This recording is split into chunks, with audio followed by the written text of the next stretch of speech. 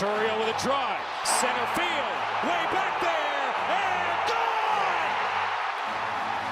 gone! A three-run shot from Jackson Chourio. And the Brewers lead 7-3. Do you believe? America's taking note that Pedro Martinez believes in the Brewers this much. You should too. This is his crew, and this is the closer on TBS, presented by Genesis Motor America. As everyone loves the long ball, take the strikeouts, it doesn't matter. Pedro has been running as president of the Milwaukee Brewers fan club, and the dream appears to never end. They're doing it again. Welcome inside Studio D, Curtis Granderson, Jimmy Rollins, Pedro Martinez. I'm Adam Lefkoe, and we have two teams up 2-0 in the divisional series, and we are ready for Wednesday night. Starting at 4:30, Milwaukee and the Dodgers looking to close out their series. Now, they got to go to Chicago. Those will be interesting, and the Dodgers will have the home crowd behind. Just a little taste. In the last 30 years, teams that go up 2-0 in the best-of-5 LDS are 60-7 to win it. That's about 90%. For what the Dodgers are doing, it's about 91%. But let's get to these highlights because I need to hear you guys speak. We know the relationship, Pat Murphy, Craig Counsell.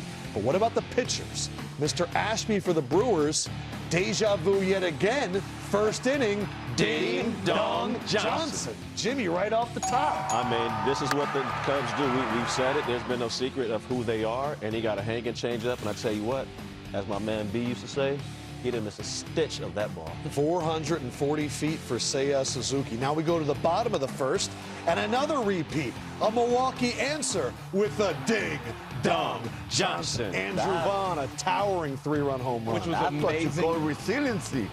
That's a team that never quits. Ever.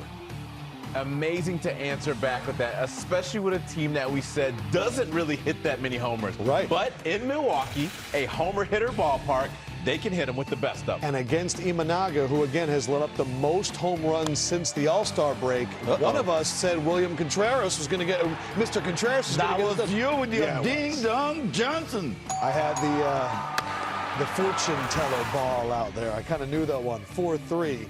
Now, bottom four, Chourio up, and this one was the moment, Pedro. That was the biggest Ding Dong Johnson that put it away. Boy, oh boy. These kids just don't quit, and that's why I love them so much. To have that kind of power with one functioning hamstring is pretty unbelievable. But like you said, the Brewers, their bullpen was phenomenal. The entertainment, the excitement from the Miz got us excited too, seeing a young guy out there bringing that kind of juice. My God, that kind of velocity. I saw the first one. It was 103, and I'm like, guys, you see that? Yes. That's adrenaline from a young buck. Next one, 104. Unreal. And I was like, wow, this kid is really electric, especially because he struggled a little bit towards the end. Yep. Finally found himself in the roster to do these kind of things, and boy, was he important for the Milwaukee Brewers. Look at that. 31 104, times. 103, 103, 103. Thus far in this series, Milwaukee leads hits 24-10, but resiliency, battling back. 2 games in a row now, the Cubs have jumped all over the Brewers, and it hasn't mattered because that's just who the Brewers are. It has not. It's almost like they decide who they want to be that day, or if this is who we need to be, we can show up as that team. We talk about them putting the ball in play, having tough at-bats. Tonight, they did the opposite. Not only did they put the ball in play, they hit the ball out of the yard, and that's something you don't see. 166 home runs, which is 22nd in MLB, which means they're not a team that worries or tries to hit the ball out the yard. But if the bat is moving and the ball's coming 100 miles per hour or hanging change up, good things can happen when you hit it on the barrel. And they did that. They came back. They responded immediately, let Chicago know we are not going anywhere. And what was key, after being down 3-0 in the first, they get the hits that's known for the Brewers. A single, then the big one, and another 2-out homer right here. Like, to come up in those situations going one pitch the inning is over or one pitch we can strike does a lot for not only your confidence, but a momentum shifter, especially when the Cubs were up 3-0 like they were to start this game. All 7 of their runs tonight came with 2 outs, which just shows you that they can battle back in any situation. 2 for 3 today with runners in scoring position for the series, 9 for 20, Pedro. But we saw exactly what the culture is in Chicago. It's I hit homers, I score runs.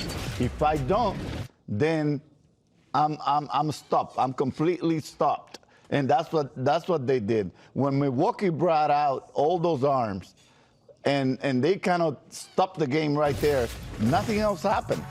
They scored those 3 runs in the first inning and never were able to kind of put anything together after that. You even looked at McGill at one point and goes, he gives me Kurt Schilling vibes the way he pitches. You like what they brought out tonight. Oh, believe me, not only him, Misiorowski, Uribe, the lefty, the big lefty, another lefty that I was talking to you, Grandy, and I asked you, Grandy, have you ever seen that many lefties hit 100? And they were all impressive, and none of them, I think, was below the 95 miles an hour. Every one of them was 95 to 100 the entire night. And nothing straight. And nothing straight. Everything was legs. moving. They're very diverse. And the way this manager is using every player in all aspects of the game. It's not just the pitching stuff. Right. But the way he's using them, I think is great. Nobody has been able to pick up what they're intending to do. He has kept it a secret up until almost the start of every game. We thought in all the media guides, Priester was going to be the one that pitched a lot. Didn't even see him. He keeps it close. Now, the downside for Chicago, they have broken a record that I'm sure they wanted no part of. Oh, my gosh. 13 straight playoff games. They have scored 3 or less runs going back to 2017. That is the longest streak that has ever happened before. And the Cubs got to figure it out. They'll go to Wrigley.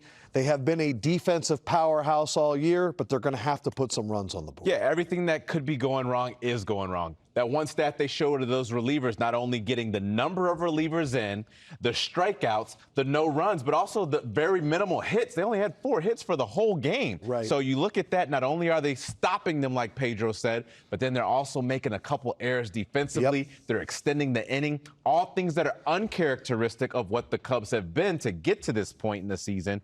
And that's what's been the big decision makers up to this point. And also just facing the Milwaukee Brewers is so difficult. We saw it on the first game. I didn't agree with having your first game with Boyd out there Boyd on 3 days rest. Why? Because Milwaukee is really, pesky. And the results you've seen from the relievers and shutout not be able to go deep today affects everything in the bullpen and in the starting rotation for the future.